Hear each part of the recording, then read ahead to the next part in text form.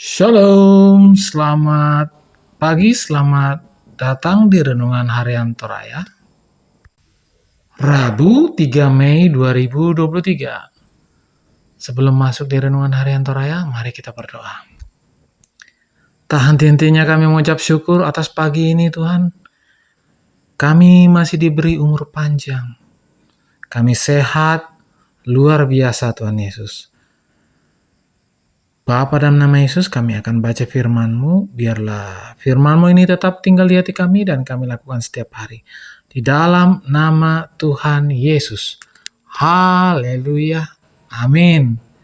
Pembacaan kita terdapat pada Yezkiel 34 ayat 11 sampai 19. Yezkiel 34 ayat 11. Sebab beginilah firman Tuhan Allah, dengan sesungguhnya aku sendiri akan memperhatikan domba-dombaku dan akan mencarinya. Tema pagi ini adalah Dia yang menjadi gembala dombanya.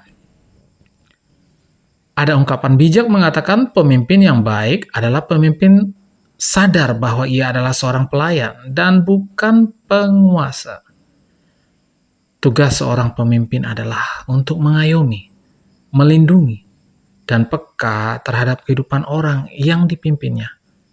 Kalau dia seorang pemimpin umat, maka dia harus tampil sebagai gembala, memelihara, merawat. Bahkan ada saatnya di mana gembala harus berkorban karena dombanya. Ketika Yezkiel dipanggil, umat Allah di pembuangan sedang mengalami krisis iman. Mereka tidak hanya melanggar perintah Tuhan, tetapi mereka justru telah meninggalkan Tuhan dan mengabaikan perjanjiannya. Kondisi itu justru semakin diperburuk dengan perilaku para pemimpin mereka yang tidak peduli lagi dengan umat yang digembalakannya. Mereka sibuk dengan urusan dan kepentingan mereka sendiri. Mereka dengan penuh keserakahan memeras bangsanya sendiri, sehingga umat yang lemah dan menderita semakin lemah dan tak berdaya. Tuhan menyesal melihat perilaku para gembala yang dipilihnya sendiri untuk menggembalakan umatnya. Maksud Tuhan memilih mereka adalah untuk merawat dan memelihara, bahkan membela umatnya yang sedang tertindas. Tetapi justru merekalah yang memeras dan menindas.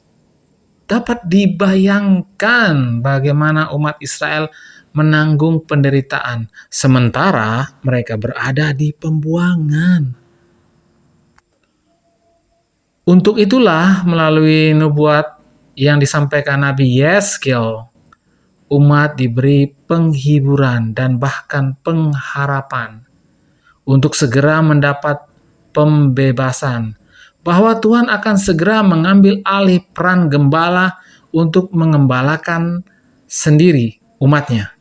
Dan para pemimpin yang telah berbuat jahat bagi umatnya akan mendapat hukuman. Amin. Mari kita berdoa. Bapa, dalam nama Tuhan Yesus, terima kasih atas segala firman-Mu Tuhan. Kami sudah membaca, biarlah firman ini tetap tinggal di hati kami dan kami lakukan setiap hari di dalam nama Tuhan Yesus. Haleluya, haleluya, amin. Selamat pagi, selamat beraktivitas. Tuhan Yesus memberkati. Amin.